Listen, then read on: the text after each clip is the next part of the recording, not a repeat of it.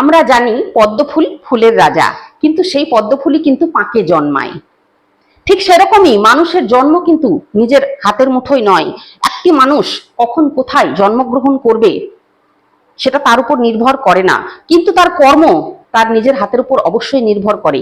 আপনি সমাজে নিজের কর্মের দ্বারা নিজেকে কিভাবে প্রতিষ্ঠিত করবেন, কিভাবে মান যশ অর্জন করবেন এবং কিভাবে আর্থিক দিক থেকে নিজেকে উন্নতিশীল করবেন, সেটা কিন্তু পুরোপুরি আপনার কর্মের উপরেই ডিপেন্ড করে।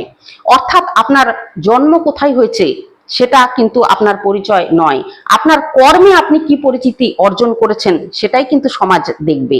অর্থাৎ অন্যের জন্য ইমোশনালি হয়ে নিজের অমূল্য সময় নষ্ট করবেন না, নিজেকে সময় দিন, নিজেকে তৈরি করুন এবং সমাজে নিজের পরিচিতি তৈরি করুন।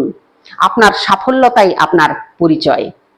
আপনার জন্ম কোথায় হয়েছে সেটা বড় কথা নয়, আপনার কর্ম এবং আপনার সাফল্য, আপনার প্রতিষ্ঠাই আপনার আসল পরিচয়।